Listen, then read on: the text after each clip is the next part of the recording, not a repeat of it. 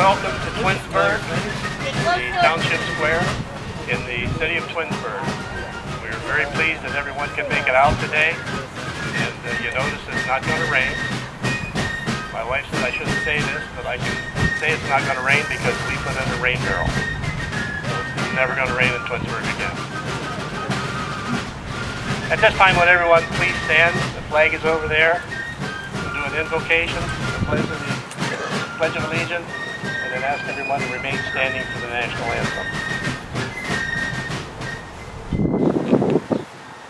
Gracious God and Heavenly Father, we thank you for shining your light upon us. We ask for your blessings that are gathering today. May what we say and do glorify you in your precious name. For today is the day that you have made, and we will rejoice and be glad in it. Amen.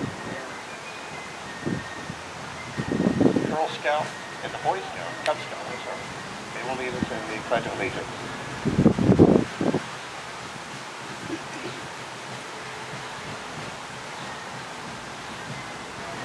Allegiance to the flag of the United States of America and to the republic for which it stands, one nation, under God, indivisible, with liberty and justice for all.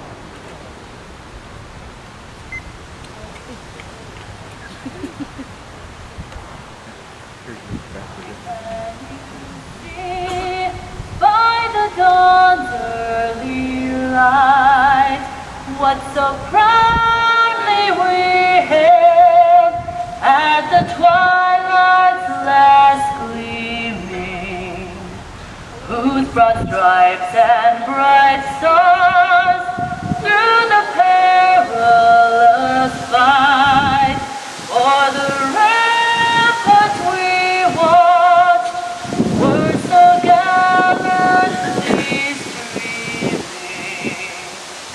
and the rocket's red glare through the bursting in air gave proof through the night that our flag was still there. Oh, say does that star-spangled banner yet wave for the land of the free and the home of the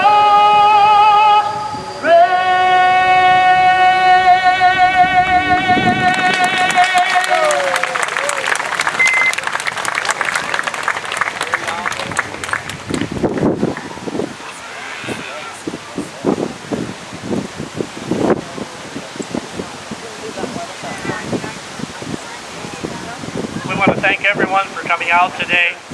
We have a good turnout. We have people from different areas, not just people from Twinsburg, and we appreciate that. We've talked to several people that have come in from distances out of town, and we are glad that you could make it.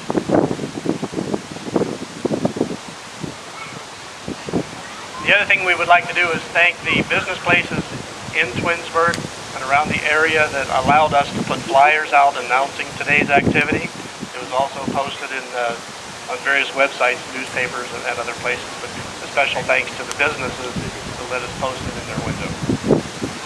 Also, thanks to the Chamber of Commerce for letting us use their podium. We appreciate that.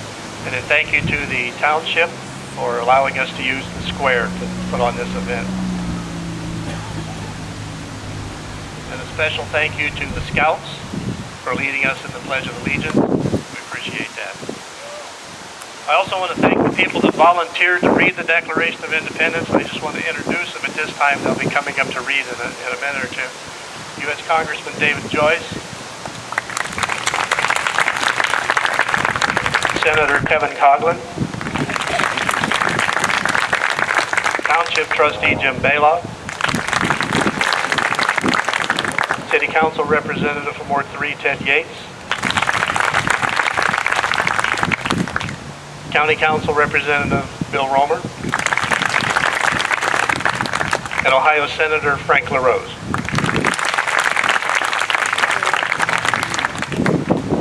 Declaration is read, Samuel Adams, there he is, Samuel Adams, who was one of the original signers, he will tell us about the events that led up to the signing of the Declaration of Independence, and will be around for questions anyone wants to talk to him. I guess that worked better if we held it. The Declaration of Independence is a statement adopted by the Continental Congress July 4, 1776. It announced that the 13 American colonies were now independent states. As the Declaration is read, listen for these various parts of the Declaration. The first part asserts as a matter of natural law the ability of people to assume political independence. The next section is a list of charges against King George, which aim to demonstrate that he has violated the colonists' rights.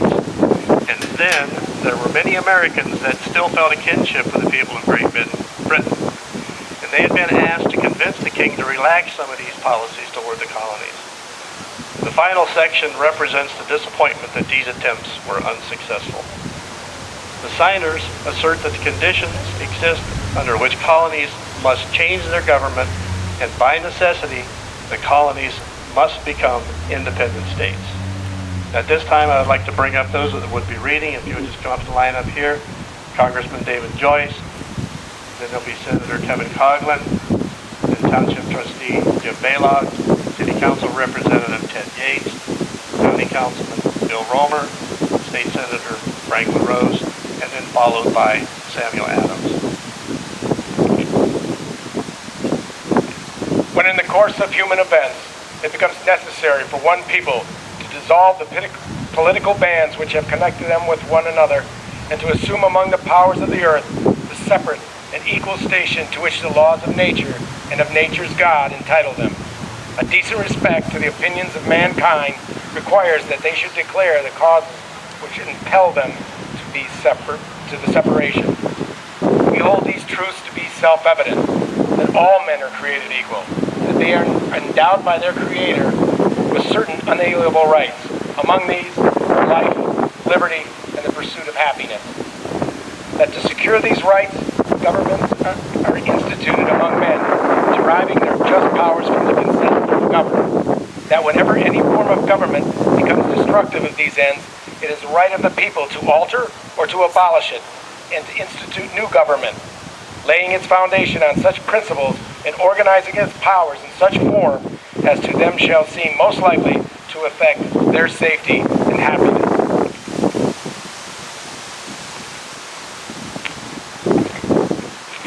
Prudence indeed will dictate that governments long established should not be changed for light or transient causes, and accordingly all experience hath shown that mankind are more disposed to suffer while evils are sufferable than to right themselves by abolishing the forms to which they are accustomed.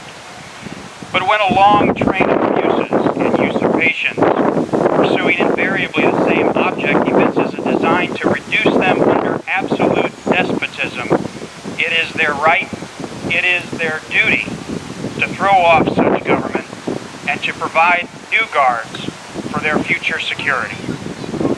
Such has been the patient sufferance of these colonies, and such is now the necessity which constrains them to alter their former systems of government. The history of the present King of Great Britain is a history of repeated injuries and usurpations, all having in direct object the establishment of an absolute tyranny over these states. To prove this, let facts be submitted to the candid world. He has refused his assent to laws, the most wholesome and necessary for the public good. He has forbidden his governors to pass laws of immediate and pressing importance, unless suspended in their operation till his assent should be obtained. And when so suspended, he has utterly neglected to attend to them. He has refused to pass other laws for the accommodation of large districts of people, unless those people would relinquish the right of representation in the legislature, a right inestimable to them and formidable to tyrants only.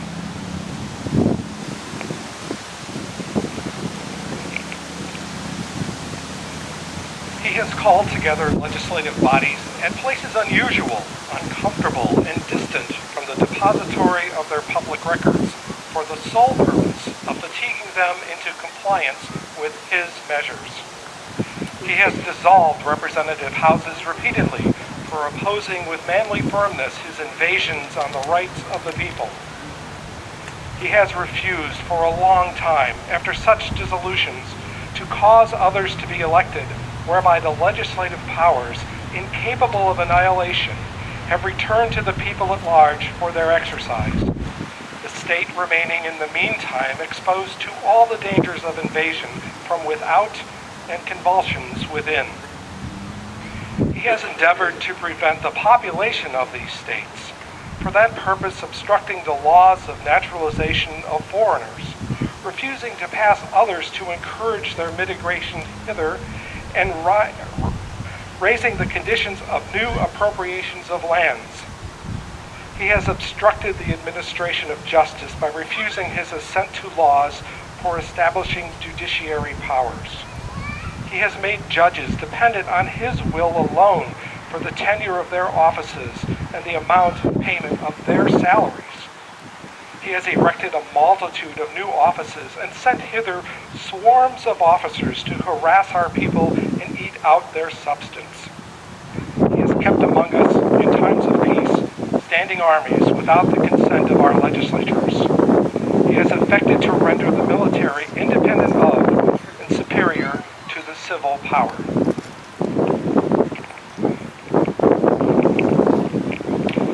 He has combined with others to subject us to a jurisdiction foreign to our Constitution and unacknowledged by our laws, giving his assent to their acts and pretended legislation, for quartering large bodies of armed troops among us, for protecting them by a mock trial for punishment for any murders which they should commit on the inhabitants of these states, for cutting off our trade with all parts of the world, for imposing taxes on us without our consent, for depriving us in many cases of the benefit of trial by jury, for transporting us beyond seas to be tried for pretended offenses, for abolishing the free system of English laws in a neighboring republic, establishing therein an arbitrary government and enlarging its boundaries so as to render it an example and fit instrument for the same into these boundaries, for taking away our charters, abolishing our most valuable laws, and altering them for suspending our own legislators, and declaring themselves invested with power to legislate for us in all cases whatsoever. He has abdicated government here by declaring us out of his protection and waging war against us. He has plundered our seas, ravaged our coasts, burnt our towns, and destroyed the lives of our people. He is at this time transporting large armies of foreign mercenaries to complete the works of death, desolation, and tyranny already begun with the circumstances of cruelty and perfidy scarcely paralleled in the most barbarous ages and totally unworthy the head of a civilized nation. He has constrained our fellow citizens, taken captive on the high seas, to bear arms against their country, to become the executioners of their friends and brethren, or to fall themselves by their hands. He has excited domestic insurgents among us and has endeavored to bring on the inhabitations of our frontiers the merciless Indian savages, whose known rule of warfare is an undistinguished destruction of all ages, sexes, and conditions. In every stage of these oppressions, we have petitioned for redress in the most humble terms. Our repeated petitions have been answered only by repeated injury. A prince whose character is thus marked by every act which may define a tyrant is unfit to be the ruler of a free people. Nor have we been wanting in attentions to our British brethren. We have warned them from time to time of attempts by their legislature to extend an unwarrantable jurisdiction over us. We have reminded them of the circumstances of our immigration and settlement here. We have appealed to their native justice and magnanimity, and we have conjured in them by the ties of our common kindred to disavow these usurpations, which would inevitably interrupt our connections and correspondence. they too have been deaf to the voice of justice and consiguity. We must therefore acquiesce in the necessity which denounces our separation and hold them as we hold the rest of mankind, enemies in war, in peace, friends. We, therefore, the representatives of the United States of America in General Congress, assembled, appealing to the Supreme Judge of the world for the rectitude of our intentions, do, in the name of and by the authority of the good people of these colonies, solemnly publish and declare that these united colonies are, and of right ought to be free and independent states, and that they are absolved of all allegiance to the British Crown, and that all political connection between them and the state of Great Britain is and ought to be totally dissolved, and that, as free and independent states, they have full power to levy war, conclude peace, contract alliances, establish commerce, and do all other acts and things which independent states may of right do. And, for the support of this declaration, with a firm reliance on the protection of divine providence, we mutually pledge to each other our lives, our fortunes, and our sacred honor.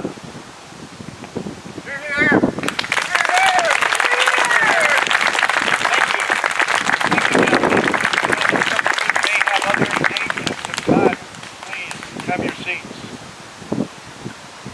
We call you now to the liberty tree. It is time. You have heard. And what you have heard in particular are the charges.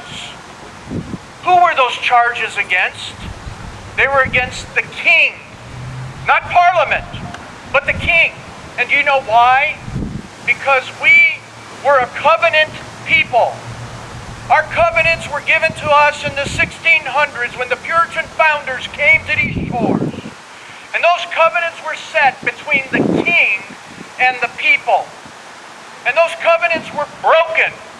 They were broken then by George III and usurped by the Parliament.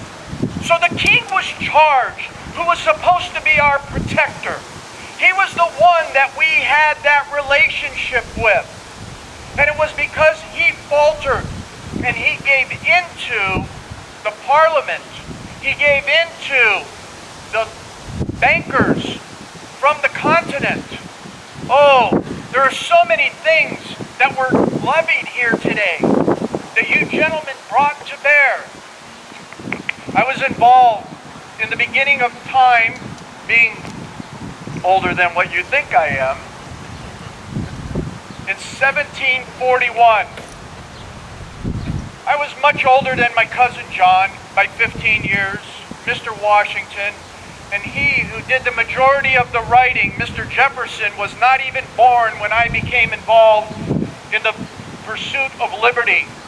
There were so many things that were going on, and many do not know that even when Massachusetts colony was only 5 years old, we were raising the money in that day to stand against England. So you see, there was always a contention of what was liberty and freedom, and what would it take to stand as a free people. And that is what this document was written for, was for you, the posterity, the heritage of this nation. What were some of those things that really set the time and the age? You've heard them over and over, but what were they specifically? It all happened in many ways as the French and Indian War finished in 1760. We saw many things happening then. And then by the time 63 came about, what was going on was that England was bankrupt. The king appealed to the bankers of the continent to come in and bail him out. They did not like what was happening in the free colonies because relatively the colonies were free. For most part, we were left alone.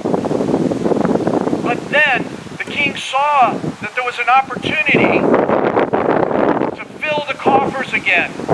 So through that banking law, those bankers formed the Bank of England, which was a private bank, and my father had a land bank. So I'm very sensitive about banking issues, if you will, because he was almost bankrupted by what happened by these banks of England and coming in and taking and shutting down the free banks that were built on solid gold and on property. It was not fiat money as we understood it and called it. Then when George II died and George III took over, it just became more aggressive underneath all of these different conditions, as you have heard. There were all the different acts. There was this act called the Sugar Act. It was all about what was happening with our commerce, and it was just on the molasses and the sugar that would come up from the Caribbean. We could not import that without paying this extensive tax upon it. As that was then repealed, it then came to more on the Stamp Act, which was really intolerable. Now, you said you had flyers and newspapers and other forms of, well, legal documents that happened. We could not conduct business in any manner whatsoever without paying for a stamp to be put on it. Our newspapers in Boston heralded the idea of putting the cross and bones on our newspapers because they refused to pay the taxes, except for the Tories, that is. And we refused to pay that type of tax. And finally, we were able to get it repealed a year later. And when that happened, it was just an amazing time of joy and happiness. But I warned the people and said, your liberty is still at stake. Your liberty is still at stake. As you heard, there were many other treasonous in our minds activities that happened. New York in particular had its legislative body put away by the king numerous times. In Massachusetts, they started doing that as well. You heard about the judges. See, under our covenants and under our rules of the colonies, we had our own judges. We paid for those judges out of our own tax money. We willingly did that. But what happened was the king came in with his people and said, no, I will take care of that. They will come out of my monies now. And when that started happening, we saw that justice was not being served, because now the judges became beholden to the king and the kingsmen. You see, I understand many things too, because I was elected as a local tax collector. So I knew what was happening at the time. And there were so many taxes that were there that I refused to collect from the people. And I became personally indebted for that. And it wasn't until the town came together, because I was up for treason already as a young man, and for not paying the taxes because I was personally responsible for them. So the town came together and actually helped me resolve that situation. So I was very clear on what it meant to see egregious taxes coming. Now, one of the things that many did not understand, and I just want to talk to you briefly about in my day, as I'm sure as it is in yours, is this idea of liberty. And as the gentleman here asked me earlier to speak with you lastly, I was known to speak for 7 hours solid at one time. So I will try to maintain some brevity with you. But the important thing to understand, and excuse me for a moment as I work with the wind.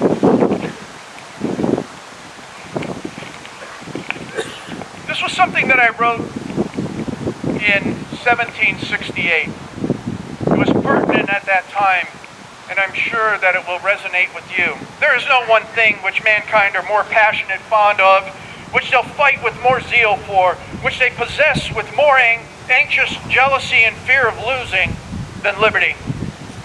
But it is fared with it, as many other things, that the true notion and the just definition of it has been but little understood.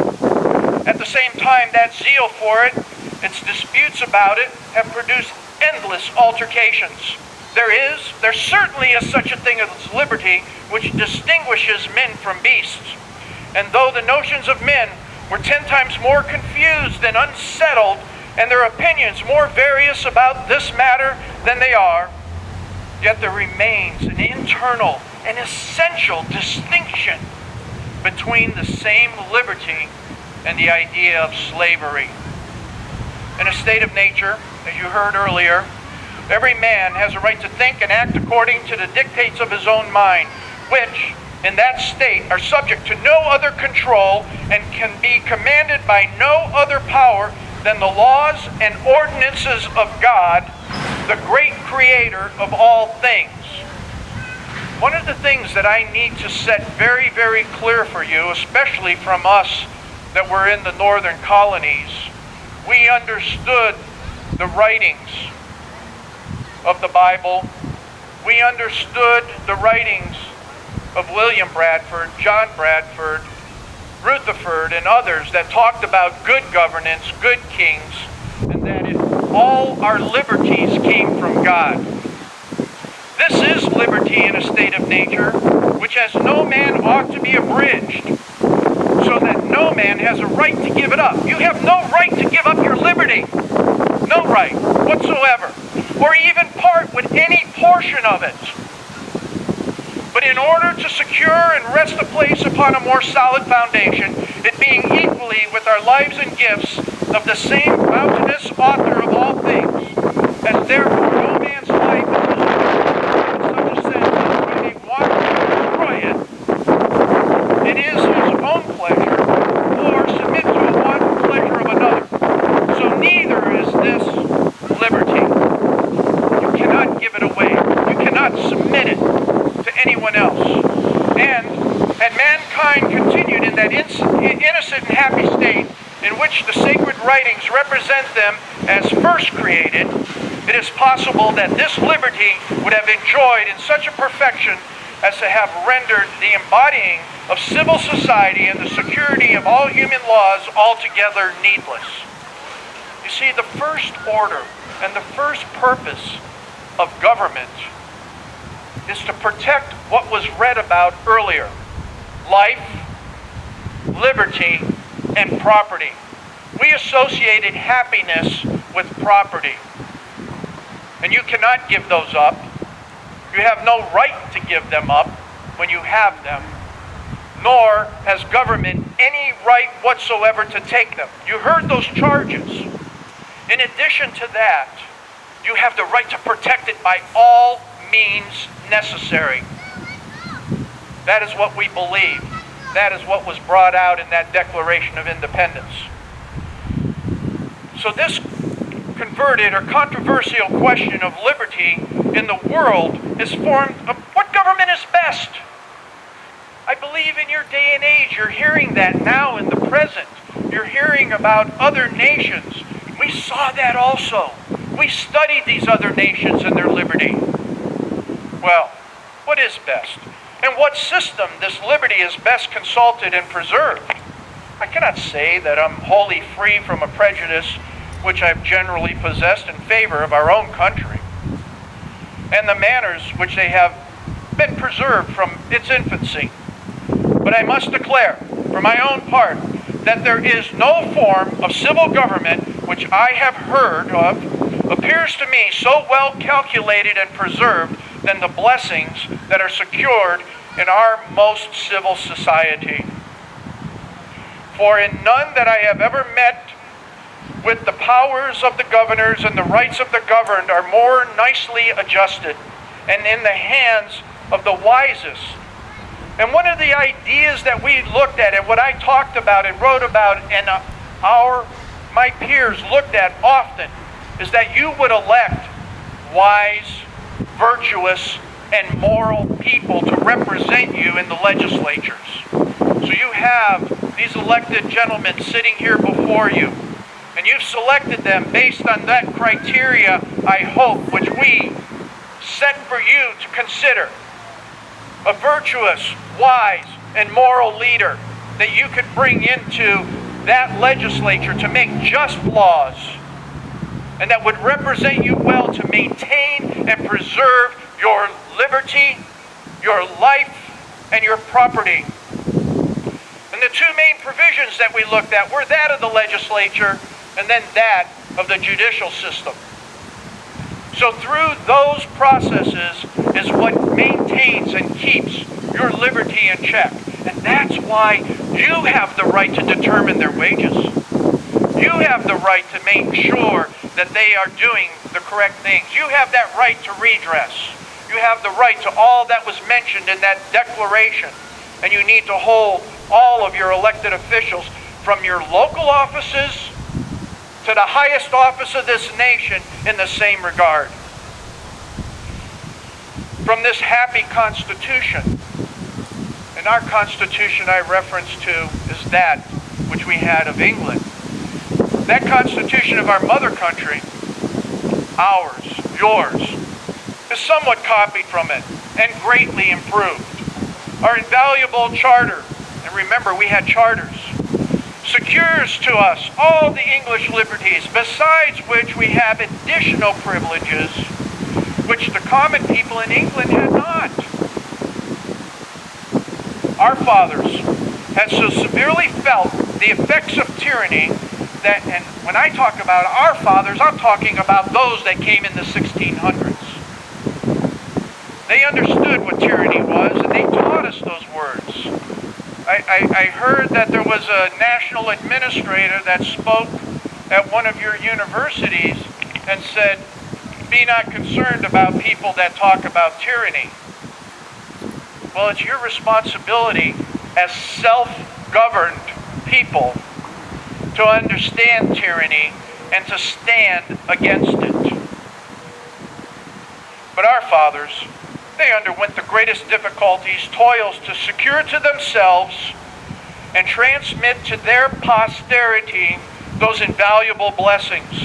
And we, their posterity, this day, reaping the fruits of their toils, happy beyond expression, in the form of our government, in the liberty we enjoy, if we know our own happiness and how to improve it, but neither the wisest constitution nor the wisest laws will secure the liberty and happiness of a people whose manners are universally corrupt.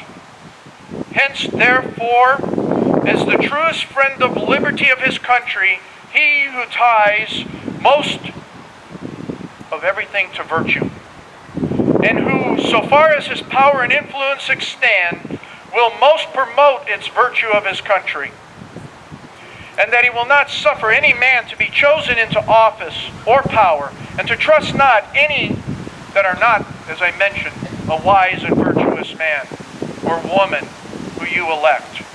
We must not conclude merely upon a man speaking about liberty, but we need to understand that they know what it means. To sum all of this up, if we would most truly enjoy the gift of heaven, let us become a virtuous people. Then shall we both deserve it and enjoy it. While on the other hand, if we are universally vicious and debauched in our manners, though the form of our Constitution carries a face of the most exalted freedom, we shall in reality be the most abject slaves. Enjoy your liberty, but understand that it comes down to that gift from God of self-governance that we stand for and have to maintain by our readiness and our involvement in those matters that are most important to us. And I thank you, and I'm glad that you were able to participate and hear this great reading of our wonderful Declaration of Independence. Well, we'll end with this one.